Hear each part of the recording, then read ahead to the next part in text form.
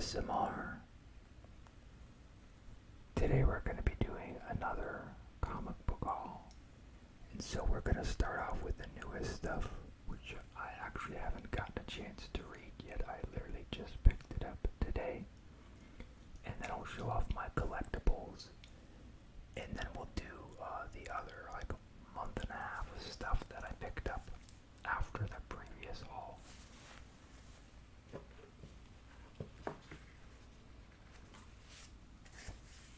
So first we have Absolute Batman number 11, continuing on with Bane,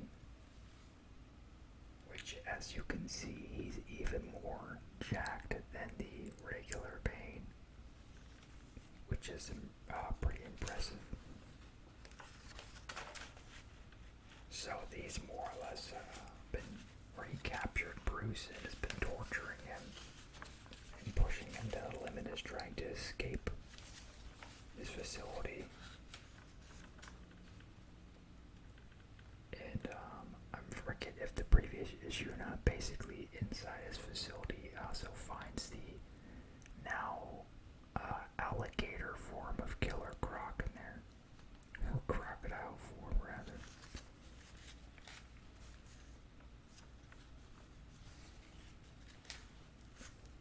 So it looks like we get some more of, well, not some more, but we get Bane's absolute backstory here. Because this looks like a younger, less grotesque version of the character in this universe. And yeah, you can see him now. I mean, this is pretty much on par with how he's kind of looked in the DC stuff. But yeah, he eventually has like this muscly glob type form he's been doing that's even worse. So this might be the last part for this particular storyline. I'm not 100% sure.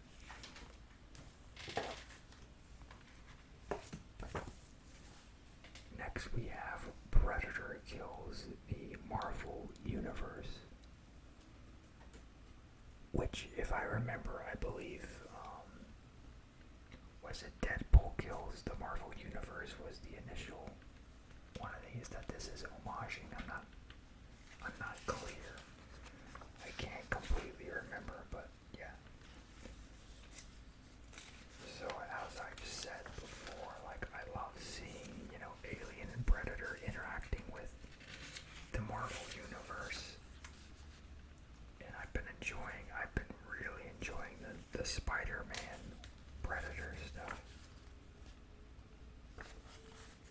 The Avengers versus Alien was okay, but I connected more with the Spider-Man story. I think because the Avengers one was maybe so futuristic. I like the art, don't get me wrong about that, but as far as like the story and everything, looks like we have a Weapon X looking Predator here. Predator X, yeah.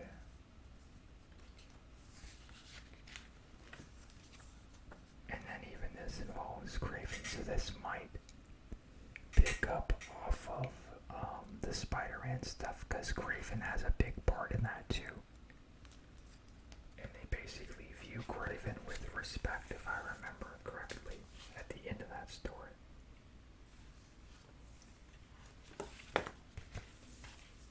Then we have Red Skull, Bring on the Bad Guy. So this, I wasn't even aware of this. Looks like it's a series where it's like one-shots about Marvel villains. And of course I saw Lee Bermejo cover, so how could I not pick it up? So it looks like Simone Bianchi. Well, he doesn't look like he's on the Hercules. No, I don't know this artist. Tommaso Bianchi, so I don't know who that is. I do know the writer Stephanie Phillips. I think she did a Captain America annual a little while back.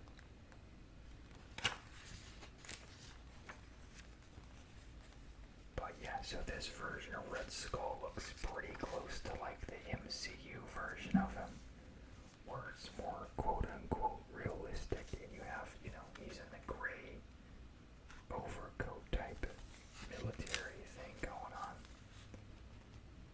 Very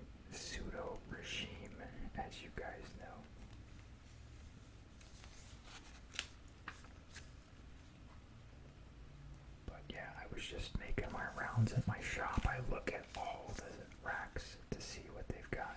So this is nice. We have a Peter David little tribute in here, which, as I've said a few videos ago, Peter David was one of my favorite writers, and I had the chance to connect with him a few times, and both times he was very kind.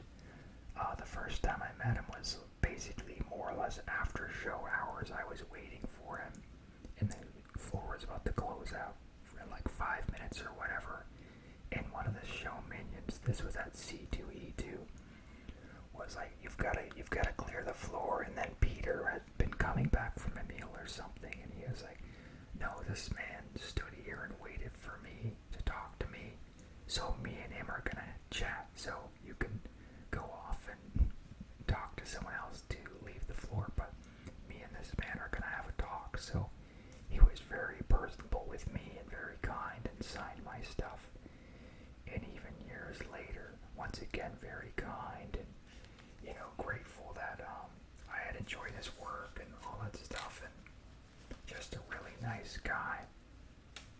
So I'm sure that wasn't everyone's experience with him, but that was my experience with him. So, but yeah, it looks like this story takes place back in, you know, that 40s period here.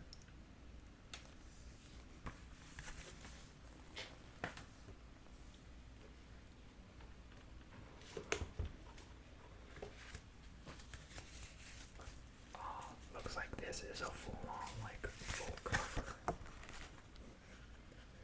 which is mostly Batman's cape. I've got too much shine on it.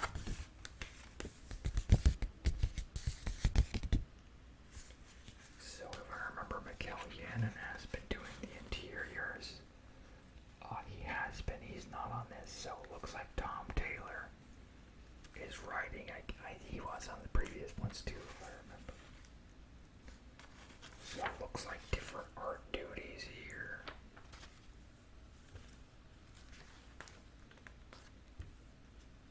And it seems like it's thicker. It looked like this was issue 1000 maybe. Oh, 1100. Oh, this is a jock cover too. So this is a jock variant cover. This guy looks a little bit like Nicolas Cage. A bit too thick, but still.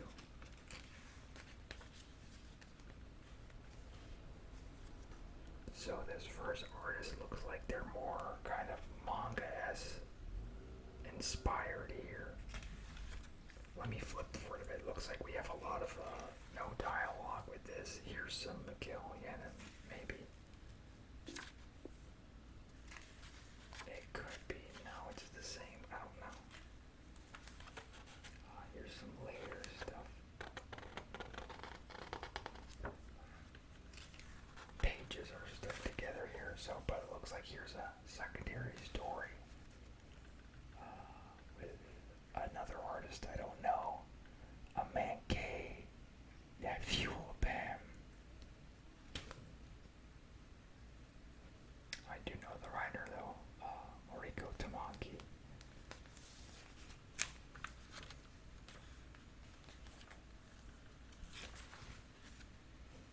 There's a little Akira reference there. The bike could peel out.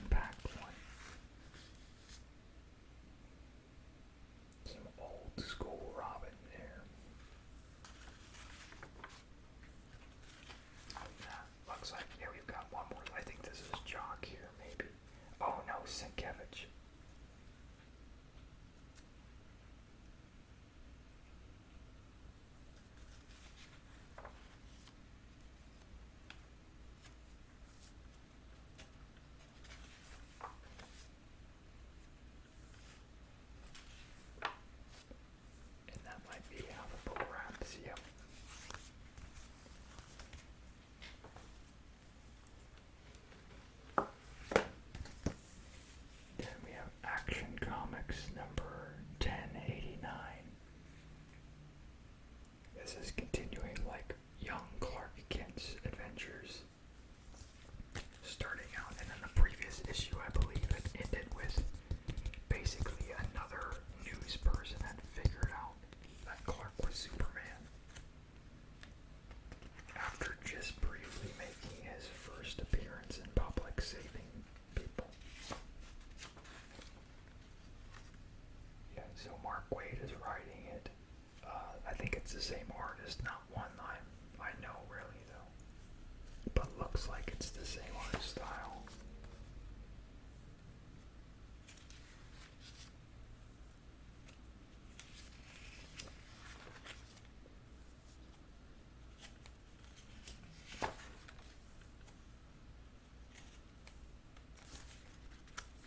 Oh yeah, I saw the new Superman movie, of course, and I absolutely loved it. Really loved the tone of it, the vibe of it, the visuals, the message. A whole lot of fun. I'm happy that James Gunn is just really leaning into the weirdness of the DC universe. We're gonna get a very not grounded movie universe, which is a nice breath of fresh air, because for the longest time they've been trying to make, the comics more grounded and believable in the movies. So they're going the complete opposite with it. So I enjoy it, I embrace it, and I can't wait to see what they do. I also saw the Fantastic Four and loved it as well. And I was surprised it wasn't. It was a very serious movie. Marvel has a tendency to make things very comedic and stuff like that. So, and I felt they restrained themselves with that in this one. Which is funny because, there's always just kind of been a lot of humor beats as far as like the dynamics between like Human Torch and Thing and all that type of stuff. And it was still there, but as far as like the other Fox movies from way back when, I definitely felt that those ones nailed the dynamic more of Thing and Human Torch than this one did. But I love the fact that Galactus was actually like taken seriously and visually actualized, like how he looks in the comics. So really happy with that. So, and yeah, we didn't get a male Silver Surfer, but okay, it's whatever. And I mean, we have seen him on the screen already, just not in the current Marvel Studios. But the one from Rise of the Silver Surfer was, just as good as you could have expected visually for him to look. So if you're yearning for the male Silver Surfer, just go boot up Rise of the Silver Surfer.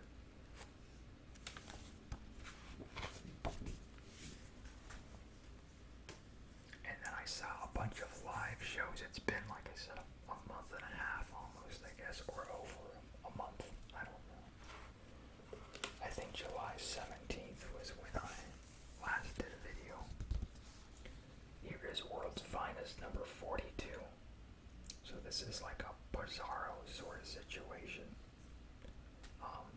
So recently I saw Seinfeld live. I saw Katy Perry with my daughter. And then I saw Lady Gaga with one of my friends. And then I saw Sixpence None Richer and Toad the Wet Sprocket with another friend at a different time. And then I saw a Mariners game that my ex-in-laws gave me tickets to for me and the kids to go watch. So been doing a lot of things, staying busy in that regard. So just nothing going on in the romance front, unfortunately, which is the main thing I want to have materialize, but it's just kind of where I'm at, so.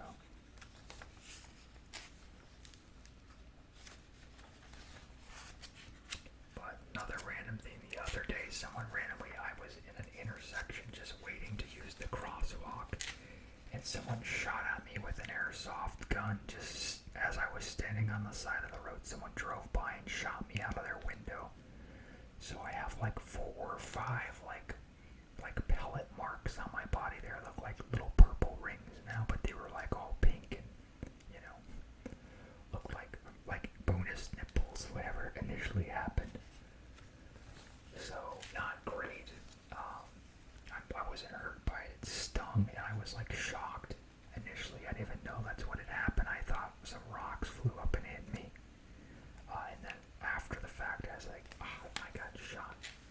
Because the welts looked like exactly the same as you get from like paintball, but there weren't any actual paint discharge marks on my clothes or anything. So I think whoever used like dry ice for their ammo or some crap like that. So, but yeah, I even got hit in the neck too. So I'm really lucky I didn't get hit in my eye by all that. So pretty crazy. But I'm okay now. And, you know, my day after that, you'll see I bought some really cool stuff that I lucked out on. So my Monday sucked this week, but then my Tuesday was good.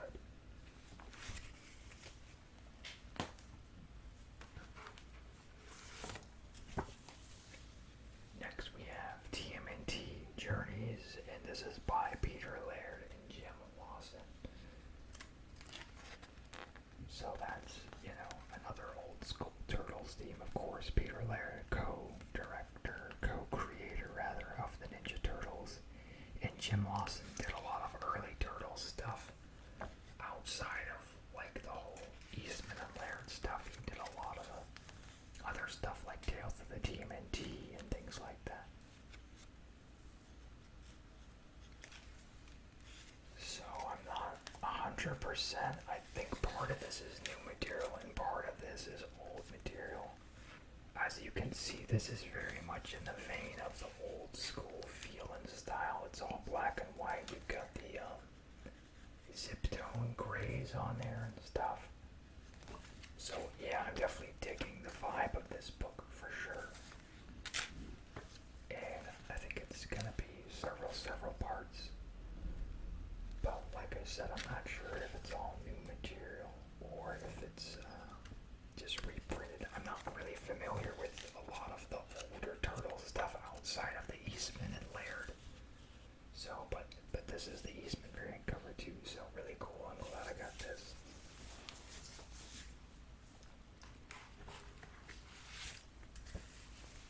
Then we've got Mutant Nation number 9, which the posing he's got going here reminds me a lot of the Shredder action figure with this arm extended and this long curved back. You know, he's got a shirt on here, but first glance at this, that's what I thought of.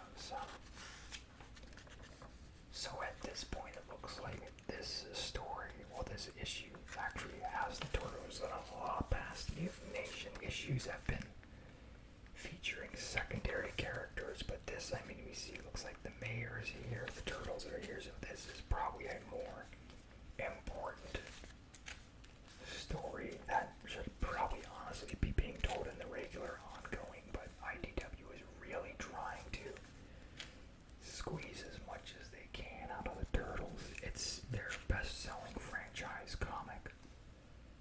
So I think they've got like more or less 3 or 4 books a month now that are Turtles-centric. They have the ongoing, they have this one, they've got specials every now and then, they've got that new one I just showed you, the Journeys one, and then there's crossovers from other things, as you'll see. The next one I don't think is put out by them. And it looks like we've got some, no, that's not Sophie Campbell's art, but that visualizes a lot of the same feel.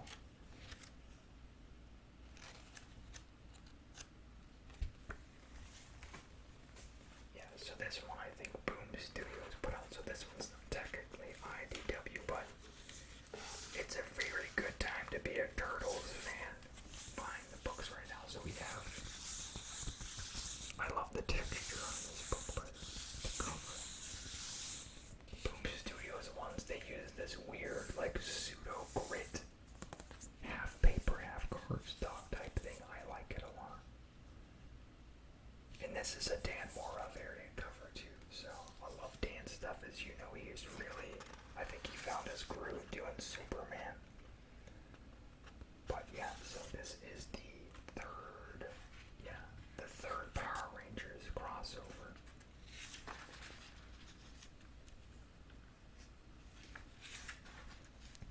I don't think they're slowing down on doing Turtles crossovers. Every time I turn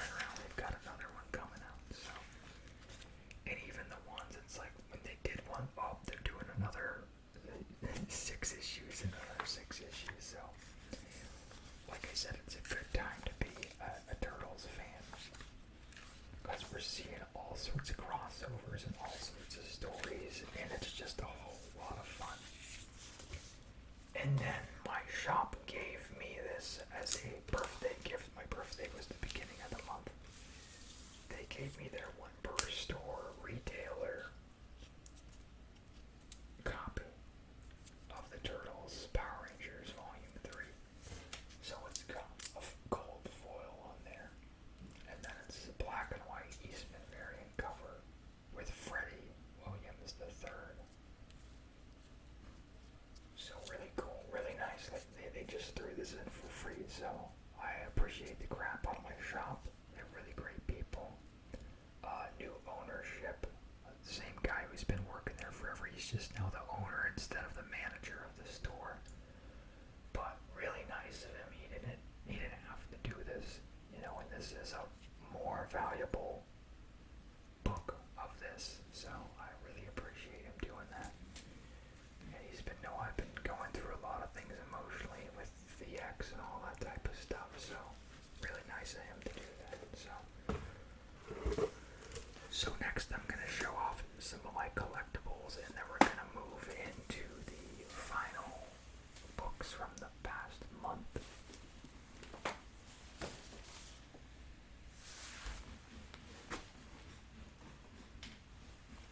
Pardon my cat's noises, by the way. So first off, not comic related, I got the chicken jockey. It did come with another garbage man and a couple accessories, but this is the main reason I got this set, because they hadn't made a figure of the actual chicken jockey. And I also got the newer wave of Minecraft figures, but I forgot to bring them over, like the Enderman and the zombie and the little pigman and all this type of stuff. But this is the main one I wanted to show. So, and yeah, he just comes right off. He doesn't really stay too well on it. I mean, he's not falling right now, but just fun. Of course, this was like the big memeable thing from the movie, so it's great they made a toy of it.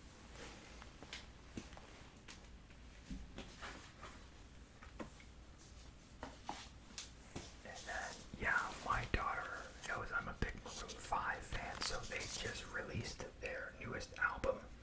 So I pre-ordered and I got the signed version of their album, which honestly, the album I'm not crazy over. I'm sure a few of the songs will grow on me, but as far as their albums are concerned, this isn't one of their strongest ones, at least yet, but I'm sure it'll grow on me, as I've said. But prior to that, she made me a birthday card inspired by the new album cover here. And this is a little record you pull out. So really cool. She's a sweet kid, and then she wrote a little message on the back for me.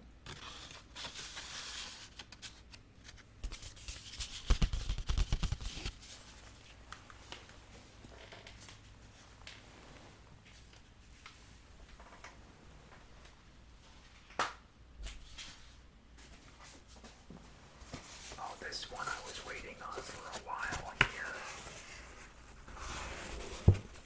So this is the documentary for Kingdom Come.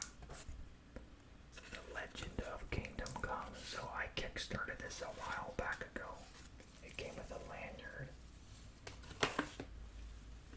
And when I purchased it, so this is like the early backers got this special slipcase on it. But I believe at the time that they were not marketed as signed. I do already have Alex's signature, but looks like he signed it here.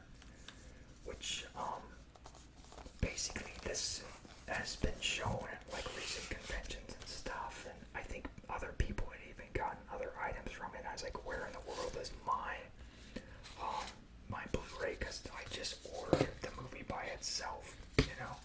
And it comes with a little certificate of authenticity too. But yeah, so I emailed support, and then they didn't respond back. But then like a week or so later, I got it in the mail. So not sure if he signed them all, but I'm like, I didn't even get anything special to it, so it should have just been like as soon as it got, you know, made, it should have just been in the mail. So I don't know if he circled back and signed all of the original backers or not. But yeah, and then it came with a bunch of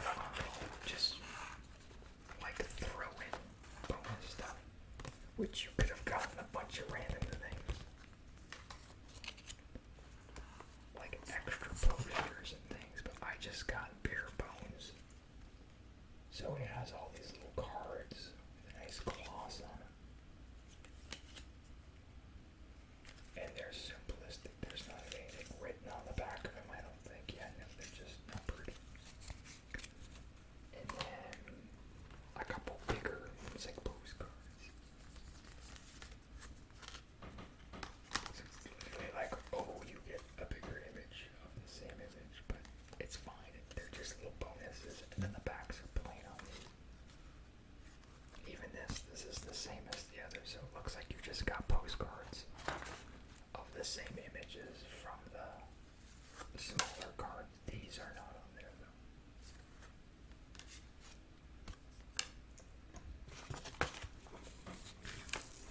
But yeah, I'm just excited to have this Kingdom Come was one of those stories that was, very important one.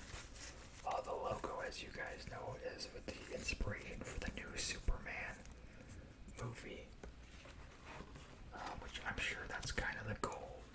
Gunn is communicating he's doing this long haul. I think we're probably going to get a Kingdom Come towards the end of his run for DC. I believe that's what I get from it anyway. So, but that would be pretty cool if that's the way it all turns out.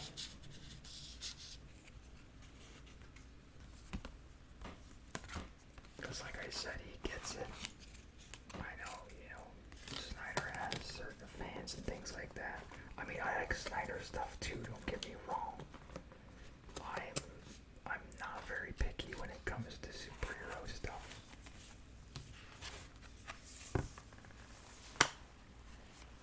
But I've always felt like Gunn had a pretty good grasp on superhero stuff, whether it was Guardians or Suicide Squad or even the movie Super with Rainn Wilson. And I never saw like the one he did, like the horror one. What's it called? Burnside or whatever.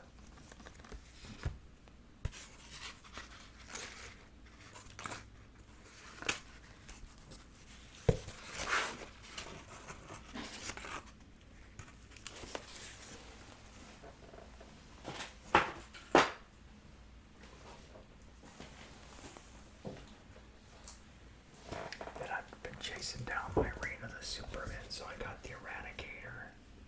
And so this I got, it popped up on Amazon for close to regular retail. Which, yeah, it's just a repaint of the figure from way back, like 2.5 years ago. But the hands, it had the second set of hands are still just straight black as opposed to the old ones that had the orange on them that I thought looked like Cheeto fingers, when you're eating and you get that cheese dust on them. But yeah, I wish we would have gotten a different head sculpt because this is the very thick jaw.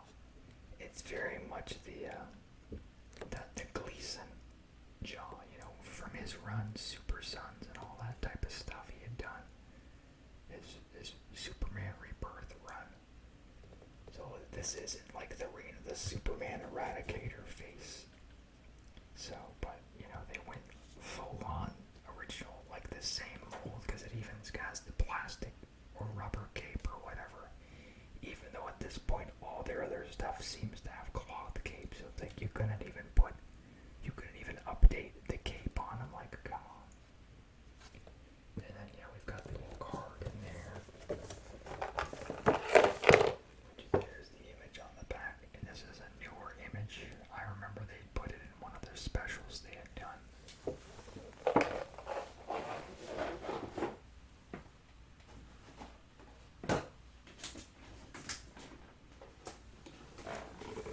And then I got a Superboy Page Punchers figure. And this one I didn't pay too much more. I think I paid $35 or $40. I did buy the leather jackets separate on eBay.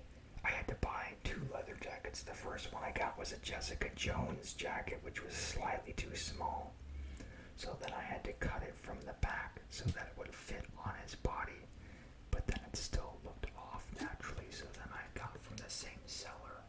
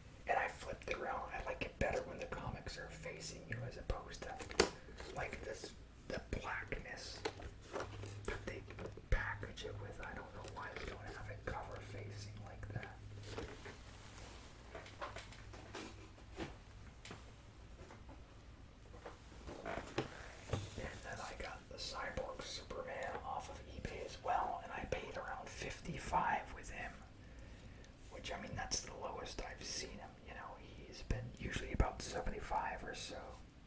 So, and I mean, I've been looking for all these Reign of the Superman toys, excluding, Superboy, because this is a newer launch, but yeah, really happy that I've got all these Reign of the Superman ones, and now the bummer is knowing that the version of Steel that we have, the emblem, is not accurate, so will Todd release another version of Steel that has a slightly, bluer tint to the metal, and with the more traditional Steel logo, fingers crossed, and yeah, this is once again a newer Dan Jurgens drawing of Cyborg Superman here.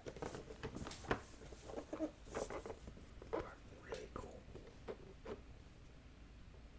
And I love that even on the app, it's a unique app piece there where you can see more of the robotic type stuff. This part right here is not painted metal like it's supposed to be right there, but aside from that, pretty great job they did on this one.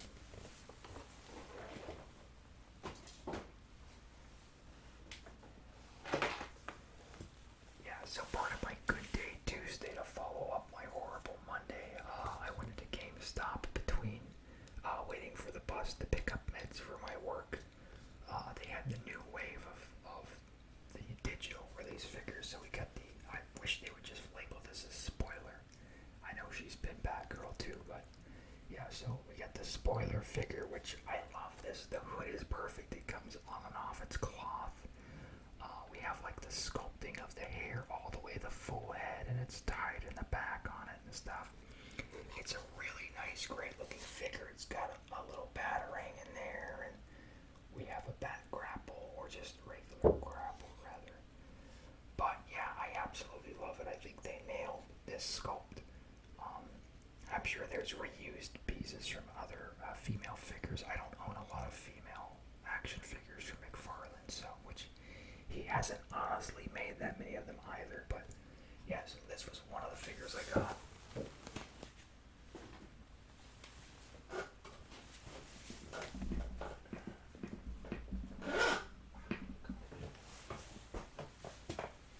I was able to get the Monarch figure as well, which Monarch is kind of not really a big deal to newer readers, but in the 90s, that 1990 was the big, Armageddon 2001 storyline where it's all the annuals or this crossover tied into this big storyline with this big threat of Monarch, and they had this big twist of his secret identity and all this, which basically the fans figured it out before the big reveal, and then last minute they changed his identity to be just a complete disappointment to a lot of people. So then they went back and they made sure to turn him into his identity being who they initially intended, which was Captain Atom, as opposed to Hawk from Hawk and Dove.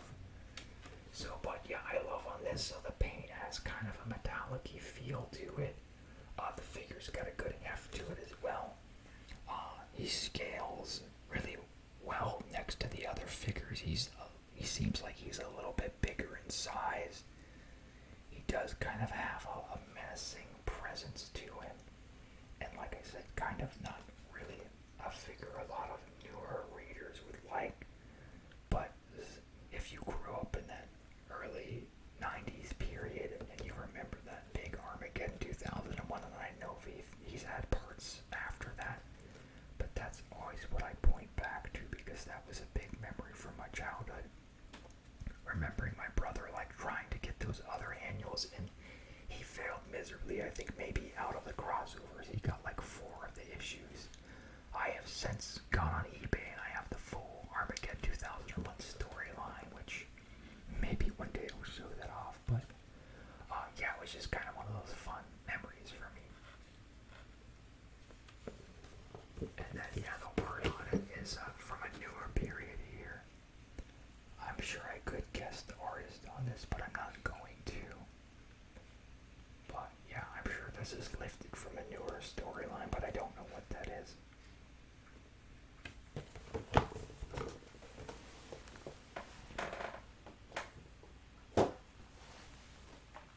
And then I got, basically when I was at the checkout too, I saw behind the counter they had the new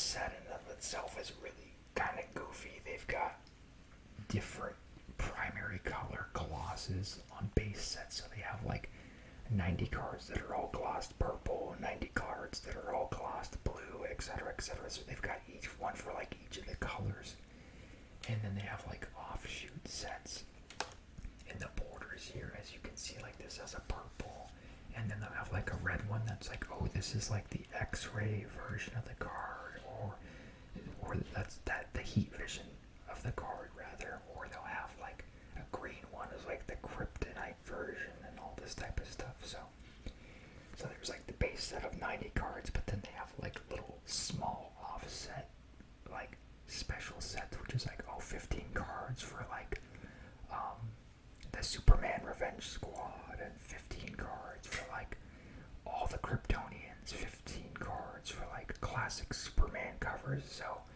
I suspect I'll open this, get what I get, and then kind of like piecemeal the other things off of eBay probably for like those other random sets.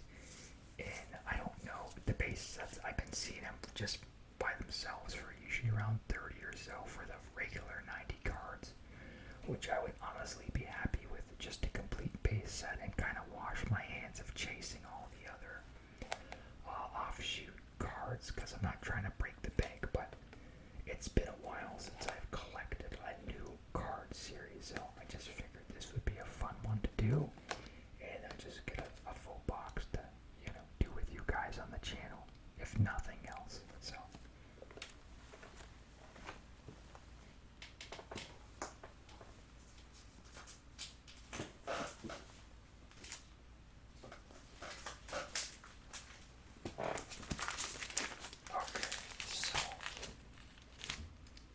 next I got the train that collects the earlier Superboy issues from the 90s, which I'm kind of bummed it's issues 0 through 10.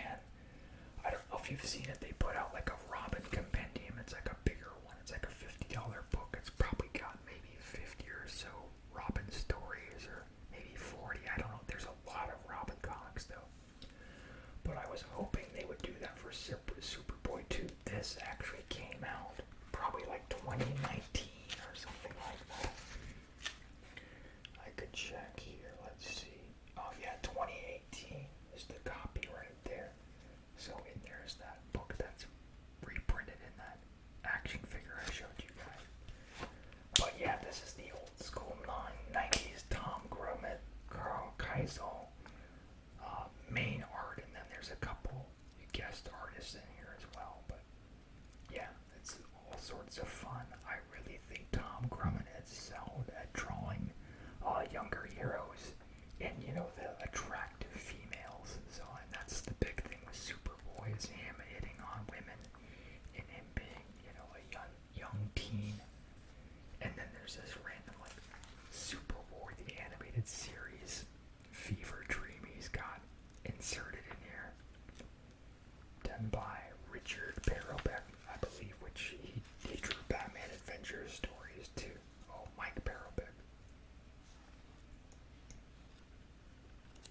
But yeah, just a lot of fun. I wish that it at least got to 12. There was a story particularly where he faced the character Loose Cannon. That comic in particular, when I read that, that was when I had my cornea scratched and I was blind in my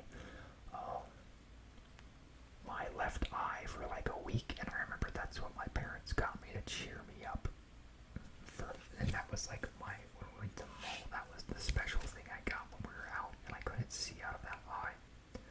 I had during a spelling test, my friend had handed me a piece of paper and he like spun it, and in a way when he was handing it to me, basically the air caught it and just scratched my cornea. So I did the spelling test with my eyes closed actually, and got 100% on them, and just proceeded to not be able to see out of the eye for a week. I had to wear like sunglasses and stuff. But yeah, I remember specifically that was the comic that I got.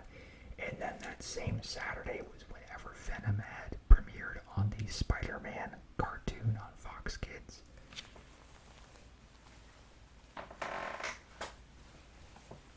And that day was also when I brought my T-Rex to show and tell, and then his roar button got stuck, and I almost got in trouble on the school bus on the ride home because of it. So next, I'm showing off all of the previous all stuff that you didn't see. So we got Robin and Batman and Jason Todd #2. So this is all Dustin Wins. Beautiful watercolors here. Which, yeah, you can see it's all painted. It's all fun. And they're really trying to put Jason Todd on a lighter path here. He's a very vengeful, angry Robin, as you all know. And so this is kind of about their struggle with that. How basically the tactics that they had with Dick Grayson were not working to train Jason Todd.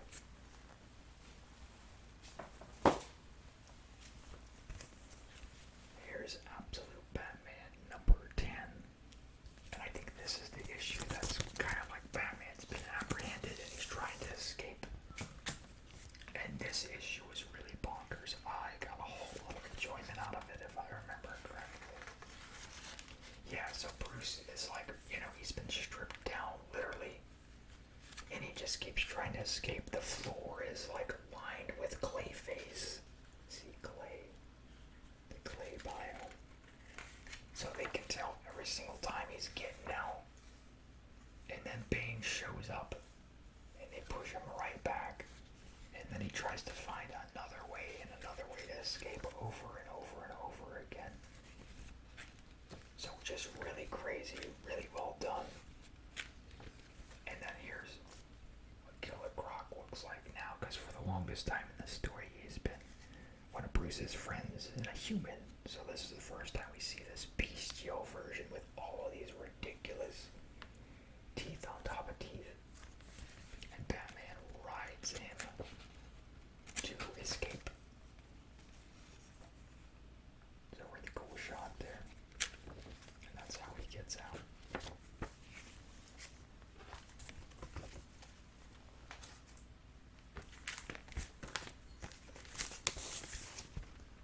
Next we have Cul-de-sac by Bad Idea.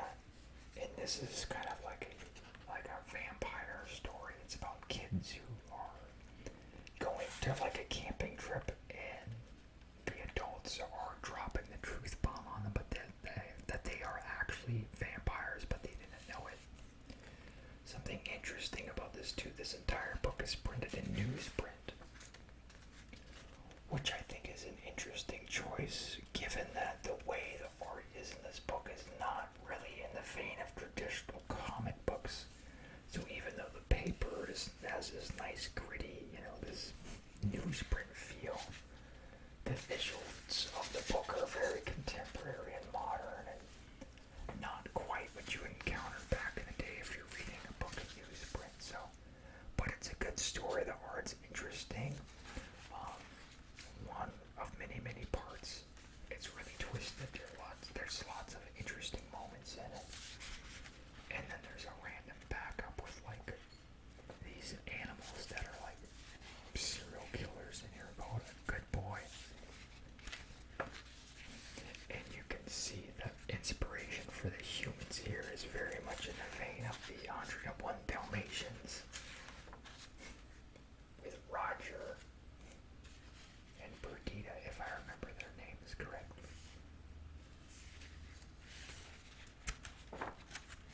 But just kind of random, but yeah, this was fun. Price was not a regular, it was $5.99 though. So presentation a little different than your typical Bad Idea book. Most of them are cardstock with kind of that duotone spot gloss on them. So this one doesn't have those frills, but it's unique in a different way in presentation by being in a newsprint. And we have Absolute Superman #10.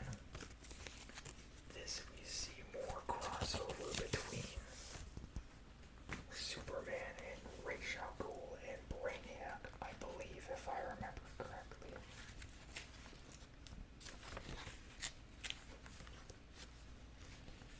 And then we have like a whole crew of these like peacemakers. So we see right here Ra's al Ghul interacting with Brainiac.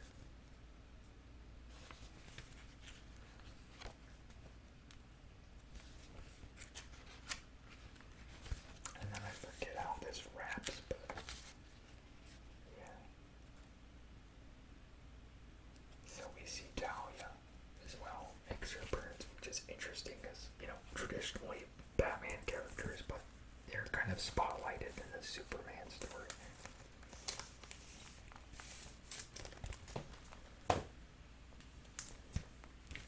Next we have Predator versus Spider-Man number 4, so this is the conclusion to this series. And like I said, I really enjoyed it. Probably my favorite current Marvel dash Predator stories they've put out. I really like the art in this. I was surprised as far as like the violence level in it being a Spider-Man book. With the Predator who's like basically wearing people's faces as masks and all this type of stuff. But yeah, they did a good job with it. Like this type of violence here.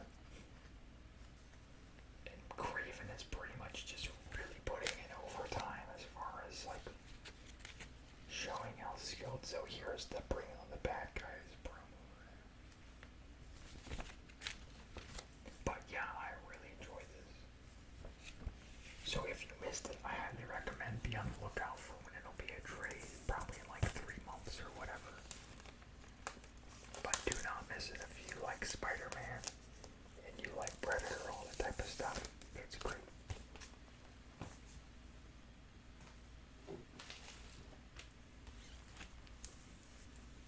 Next is Batman 161. So this is the Hush 2.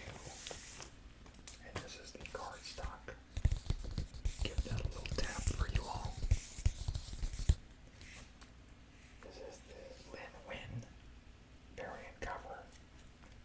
And to my understanding, this has been delayed because Jim Lee takes his time when he's making his books.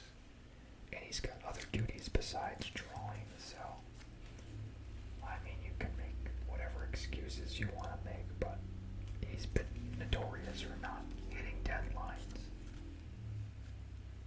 Which, I mean, when you're Jim Lee, you pretty much can do what you want, I suppose. Yeah, so we see this narrative still is within, like, the Rebirth continuity, so Bruce sees Bane here, and Bane still is responsible for having snapped Alfred's neck, killed him in front of Damian. So this response from Batman is in relation to that little nugget that we still have not retconned from current Batman continuity. It will be interesting to see if Alfred comes back anytime soon. If it'll take some other sort of random crisis event or not. But yeah, I love the art. Jim Lee's art's great. There's moments of the story that are interesting. Nothing particular is kind of screaming a classic to me, like the original Hush. But it's more or less like you get your who's who of characters. Jim Lee gets to draw pretty much anyone you want on a list. You see here, Batgirl has been spotlighted rather prominently in this one. And then our last page, we see more of the Bat family as well.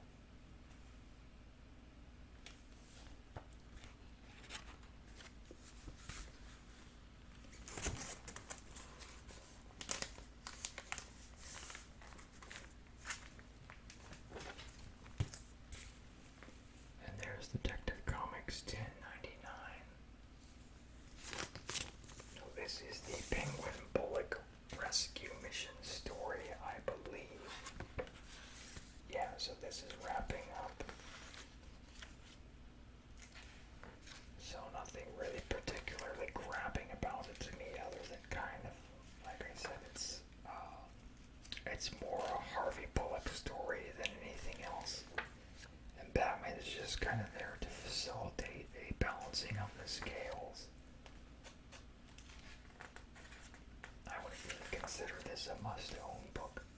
I'm being perfectly honest.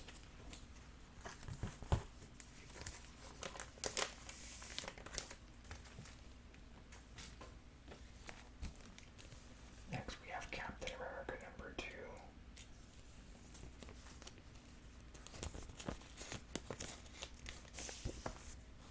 Which, I mean, I like #1 enough. Chip Zdarsky is on writing duties. I think Captain America's costume is just kind of pulling me out of the book too much, maybe. He looks like he's walking around with an asterisk on his chest. And then the other guy looks more like a Hydra cap type of situation. But it's kind of like a more modern de-icing of Captain America. I believe this is him being brought out of the ice kind of early 90s, a little bit maybe. If I understand it, I mean, I can't fully wrap my head around it in all honesty, but. And then the big bad is Doctor Doom in this story.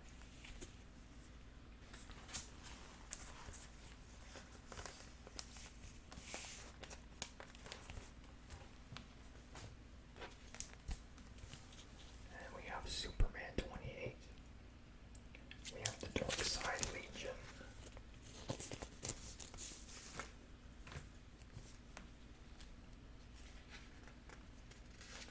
Which, if I remember, I don't think anything really grabbed me too hard on this other than we get more great Dan Mora art.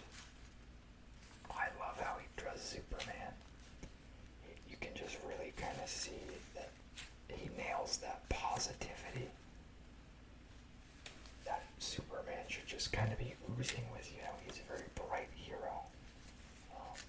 You know, he conveys it well.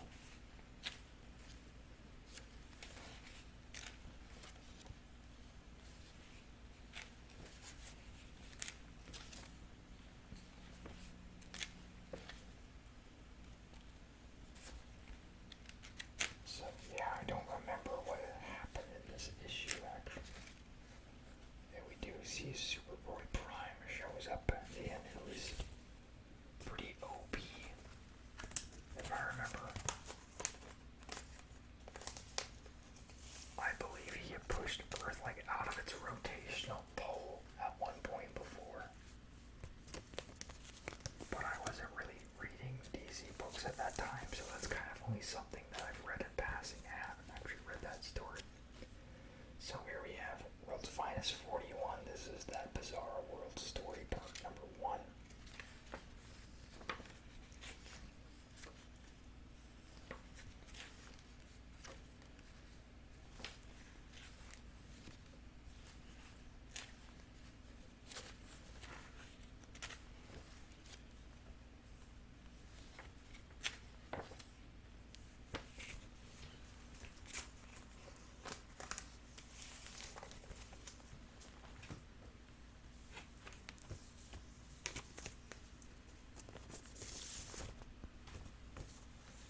Then we have Turtles #10, Eastman cover. I've been liking the art in this. So the artist is Juan Ferreira. He's got a really unique style. It's not really something I've seen as far as the newer Turtles stuff. It's fun to look at. It's very stylized and character-esque. You can see the elongations here on Donnie and stuff. But he really kind of makes everyone look unique, which is great when an artist can do that. So yeah, we see the Turtles here, incarcerated in standing trial. And Donnie's whole defense is oh, we didn't do it. We're ninjas, but we're not ninjas who kill. And they're just yeah, this case is garbage. And then Donnie realizes hey, these guys here are actually the foot soldiers who kind of set us up, and then it breaks out into this big old fight, which is definitely the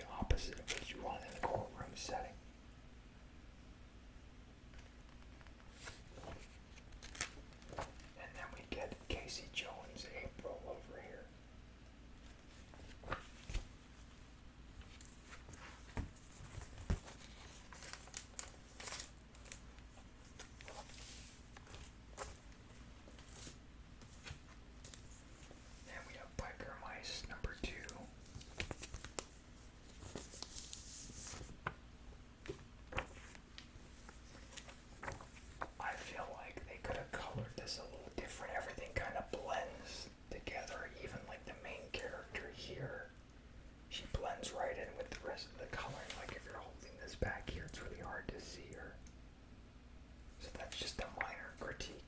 I have been enjoying this, so I think this guy maybe even drew the turtles at one point. The style does seem familiar to me. I like little micro hairs. He draws on these guys, the little small fine details.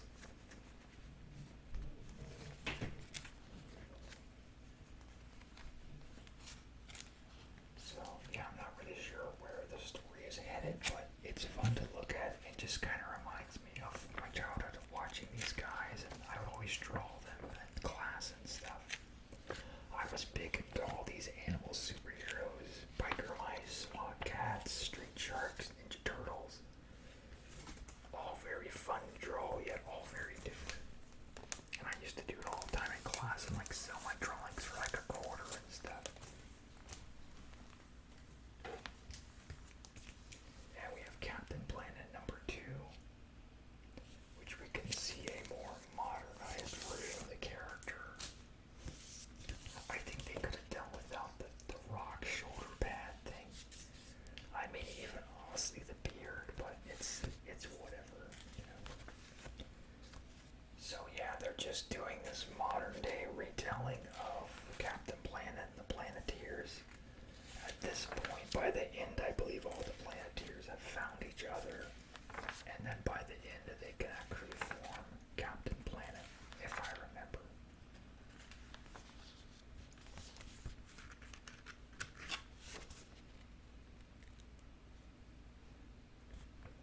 Yeah.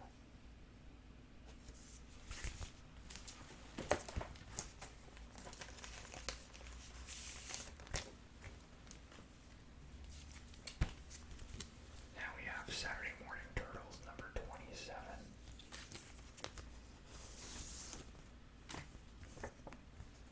Which this is just kind of like a random space adventure type of thing. And Krang's rocking his new outfit that I believe is the same one from the Turtles in Time boss fight.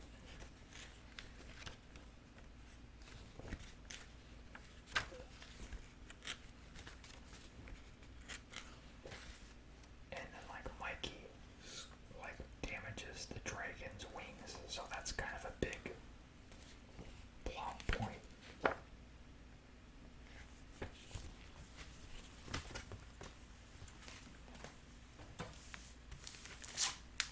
And then the last one we have is the Best of Renee, which I'm surprised I don't know how many more Best ofs IDW has in them, but they are certainly grasping at straws.